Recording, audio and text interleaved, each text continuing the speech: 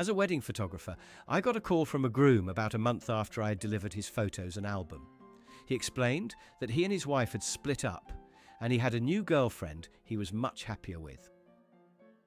He then asked for my rate to Photoshop his new girlfriend's head onto his ex-wife's body in all 800 wedding photos. He argued, "I already paid for the beautiful backgrounds and my suit looks great. It's cheaper than a new wedding."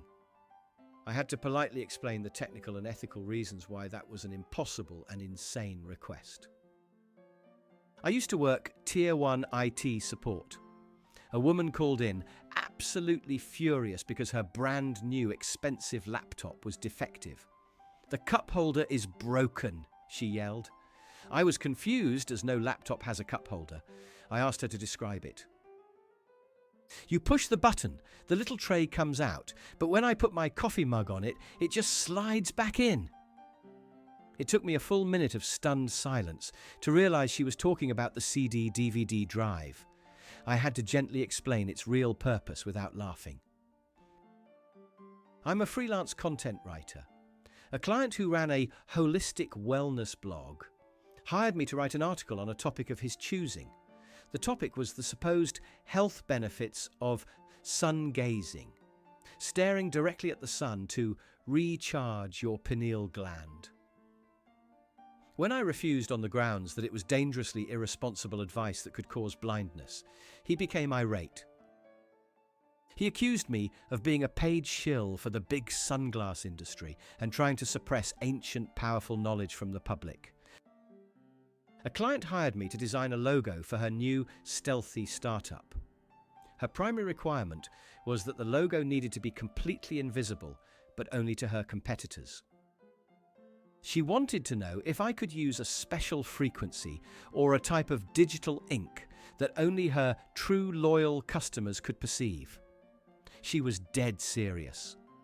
I had to have a very long conversation explaining the difference between graphic design and literal magic, and that I couldn't, in fact, create a cognitively selective image. I'm an architect, and a very wealthy client commissioned a large guest house for his estate. His one non-negotiable design feature was that the building could not have any corners. Every wall had to be a seamless curve. After I presented the astronomical cost and engineering difficulties, he sighed and said, "Okay, fine, just one corner then. A master corner, if you will. Put it right in the middle of the main room, so we can all look at it and appreciate it." As a freelance video editor, I had a client who wanted me to create a 30-second promotional video for his product. After I sent the final cut, he called me, disappointed. "It's good," he said, "but you forgot to make it go viral." I explained that virality is an organic social phenomenon. He cut me off. "Look, I'm paying you for a service. Just go back into your editing software and add the viral effect before you export it this time. I'll pay the extra for that feature." I was working as a personal trainer. A new client signed up, wanting to lose 40 pounds in 1 month for a reunion. His two conditions were that he refused to change his diet of daily fast food and soda, and he would only work out for 10 minutes, twice a week. He then asked with a straight face, "Don't you have one of those special machines that just vibrates the fat off? I'd rather do that while I watch Netflix. Let's just do that for 10 minutes. He cancelled his membership when I said that wasn't a real thing. I'm a commercial photographer, and I was shooting a campaign for a new line of luxury waterproof watches. We did a whole setup with splashing water and beautiful droplets on the watch face. The client's main feedback was that the water looked too wet. I asked him to clarify. He said the shininess and the clear, liquid quality of the water was distracting from the watch itself. He asked if I could Photoshop it to look like matte water instead. I still have no idea what matte water would even look like. Working at a full-service print shop, a man came in and asked me to print one thing on a standard A4 sheet of paper. The sentence, "This page is intentionally blank."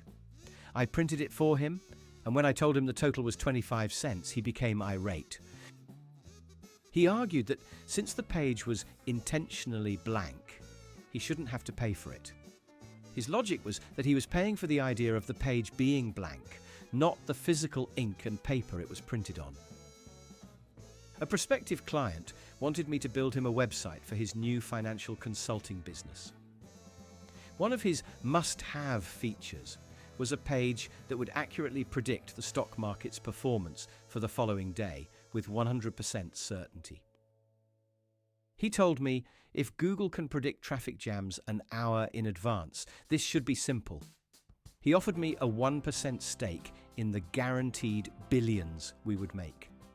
I told him if I could do that, I wouldn't be building websites for a living.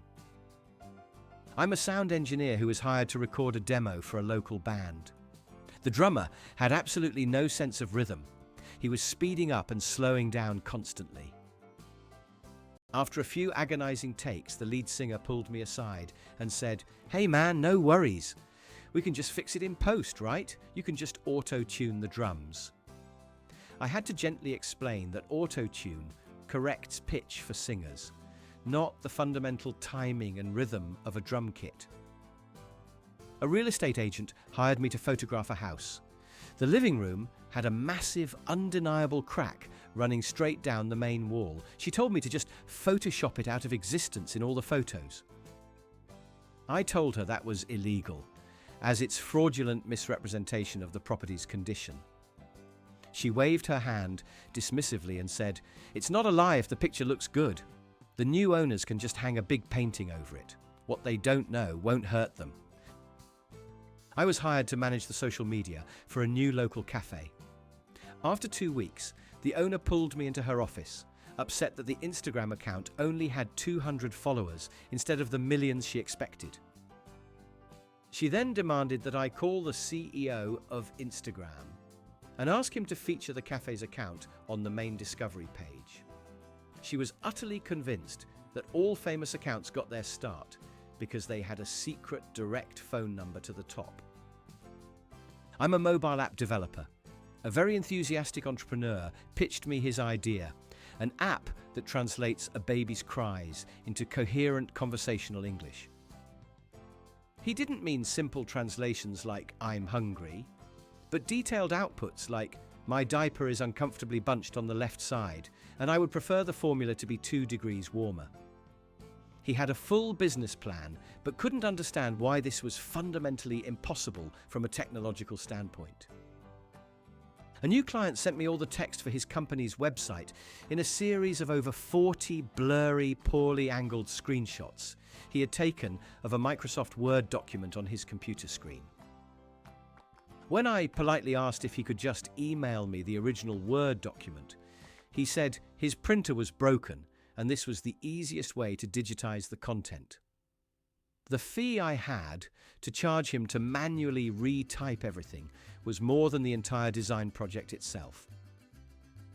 I was hired to DJ a fancy corporate awards dinner.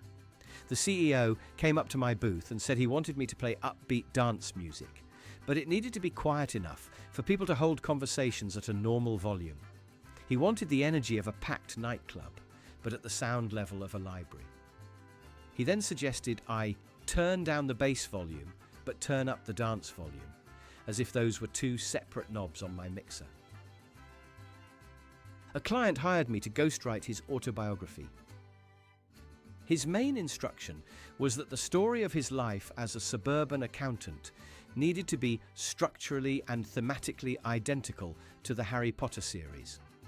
He wanted me to invent a secret magical world of accounting, complete with rival firms casting dark auditing spells, and a wise bearded mentor who would teach him how to find tax loopholes using an ancient leather-bound ledger. Working as a car mechanic, a customer came in for an oil change and asked for a quote on a special modification.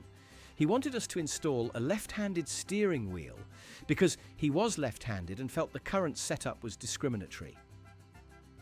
He was convinced that a car designed for lefties must exist and that it would be more comfortable for him to steer with his dominant hand, despite the fact that both hands are typically used for driving.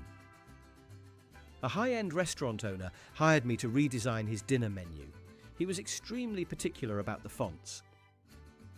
After I presented several elegant options, he rejected them all, claiming they didn't taste right. He would squint at the page and say things like, "No, this one tastes too salty," or "This one is a bit bland. I need a font with more zest." He genuinely believed in a form of synesthesia where fonts had flavours, and we had to find one that tasted delicious. As a business consultant, I was approached by a startup founder to review his business plan. The plan projected the company would be massively profitable from the very first day, all with a starting investment of $0. When I gently walked him through the concepts of overhead, startup costs, and cash flow, he accused me of being too negative and said my traditional mindset was stifling his disruptive innovation. A woman hired me to proofread her 800-page fantasy novel. Her only instruction was that my job was to read through the whole thing and find all the spelling and grammar mistakes, but do not change any of the words, punctuation, or sentence structure. She essentially wanted me to provide a detailed report of all errors without actually being allowed to correct them in the manuscript. She said she wanted to approve each change individually. An aspiring entrepreneur wanted me to build his e-commerce website. His revolutionary business model was that he would only accept payment after the customer had received and used the product for at least 30 days. If they were happy, they could then choose to pay. He couldn't grasp the concept that nearly everyone would simply take the free product. He called it the ultimate trust-based, customer-centric business model that would surely disrupt Amazon. I used to tutor a high school student in chemistry. His father called me, absolutely livid that his son had only received a B on a major exam. He said, "I'm paying you good money to put the knowledge directly into his head. Can't you just do it for him? I'll pay you double whatever your rate is to just go in and take the final exam for him." He was seriously trying to hire me to impersonate his 16-year-old son in a chemistry final. A customer came into our artisan bakery and asked for a custom birthday cake. Her list of requirements was as follows. It had to be gluten-free, sugar-free, fat-free, dairy-free, and completely carbohydrate-free. After a moment of silence, I explained that what she was describing was not a cake, but essentially a block of flavoured ice.